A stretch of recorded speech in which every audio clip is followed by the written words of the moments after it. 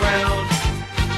There's always something happening and it's usually quite loud. Es un fenómeno que se produjo en España entre los años 1997 y 2008 por una alteración en el precio de los inmuebles. Esto se produce cuando, por el movimiento especulativo de los agentes económicos de la sociedad, los precios difieren respecto al valor real. Principalmente yo señalaría dos causas. En primer lugar, con la entrada en el euro, el Banco Central Europeo empezó a fijar lo que es el precio del dinero. En este momento, países como Francia y Alemania aún estaban en la recesión debido a las crisis asiáticas que habían habido en 1997, y España gozaba de una buena salud económica debido al crecimiento, dijéramos, del boom inmobiliario. Este modelo de crecimiento, al ser muy intensivo en mano de obra, hacía que la población española tuviera trabajo y las tasas de desempleo fueran muy bajas.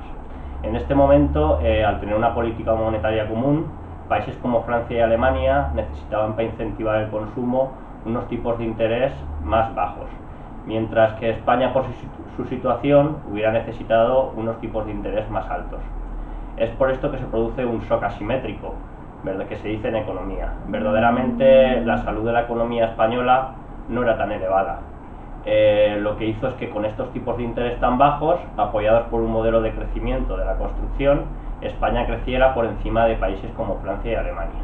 Esto fue, para mí, la causa más importante. La otra causa sería que hasta el momento de entrar en la Unión Monetaria, los bancos se nutrían del dinero de los ahorradores.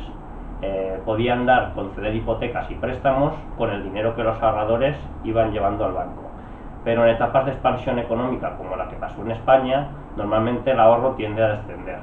Es por este motivo que los bancos lo que hicieron fueron acudir al mercado interbancario. Acudiendo al mercado interbancario se pudieron financiar y se endeudaron de forma externa con financiación mayorista. Estas yo creo que son las dos causas principales.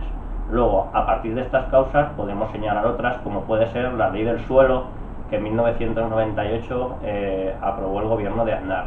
Con esta ley prácticamente todo lo que era el suelo protegido, dijéramos que ya estaba totalmente liberalizado, y se le dio una mayor peso, una mayor potestad a las comunidades autónomas para que utilizaran el recurso de la construcción para aumentar sus ingresos.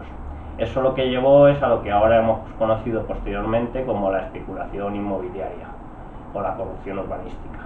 Otra causa de la burbuja inmobiliaria podría ser la rebaja de impuestos que también aplicó el gobierno de Aznar durante esta época.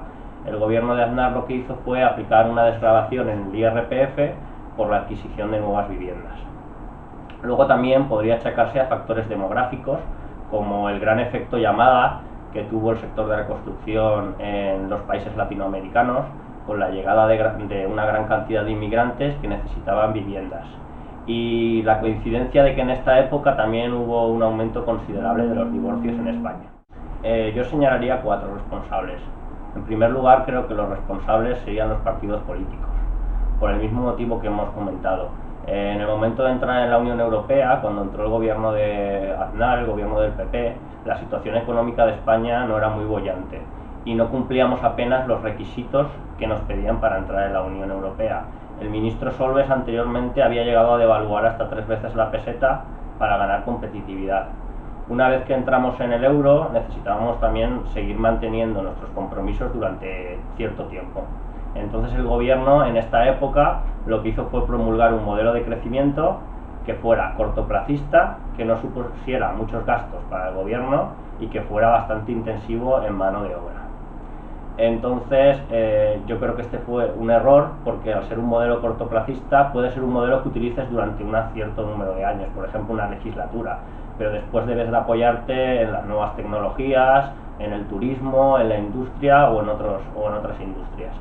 Entonces, luego posteriormente, cuando acabó la legislatura de Aznar, el gobierno de Zapatero también tuvo la posibilidad de pinchar lo que se denomina la burbuja inmobiliaria, pero yo creo que una vez que estás en el gobierno, lo que pretendes es maximizar y rentabilizar al máximo los años que estás durante tu legislatura.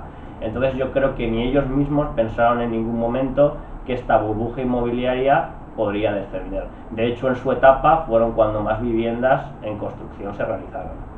Luego, en segundo lugar, creo que también es culpable el Banco de España, porque el Banco de España es el organismo que tiene que regir y tiene que dirigir y tiene que supervisar a las entidades financieras.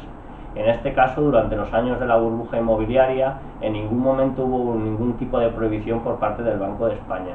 Como al menos lo único que hizo fueron recomendaciones, pero en ningún momento les dijeron que, por ejemplo, la exposición al ladrillo en sus balances era muy elevada o que estaban endeudándose externamente de forma masiva, con la financiación mayorista en el mercado interbancario.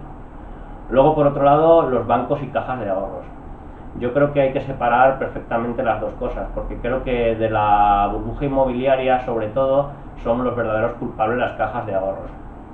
Las cajas de ahorros antes de los años 90 simplemente operaban en su territorio de origen. Posteriormente, hasta que se aprobara una ley por parte del gobierno que había en ese momento, se expandieron a otros territorios. La expansión en esos territorios fueron mediante créditos con un diferencial o con un tipo de interés inferior para así competir con los bancos. Estamos hablando de los años 90, que se produjo una oleada de fusiones entre los bancos y además se expandieron hacia Latinoamérica. Este hueco de mercado lo aprovecharon las cajas de ahorros, que lo que hicieron fue, a partir de ese momento, alimentar lo que dijéramos la burbuja inmobiliaria. Y por último, y como suena siempre atópico, pero creo que hay que recordar, también sería culpable parte de la sociedad española. No toda, porque por ejemplo la gente que en ese momento en el boom inmobiliario vivía de alquiler, creo que era una buena oportunidad adquirir una vivienda en propiedad. La gente que tenía una vivienda en propiedad podría pensar, pues para mis futuros hijos puedo ahora mismo, que dispongo de unas condiciones económicas favorables, dejarles una vivienda. Pero hubo mucha gente que únicamente lo que hizo fue adquirir viviendas para luego, por su posterior venta, obtener unas plusvalías. Yo creo que ese comportamiento poco ético, aunque sea un pequeño granito de arena, también es un agente que pertenece a la sociedad y que puede hacer que los precios de las viviendas suben, como pasó en este caso.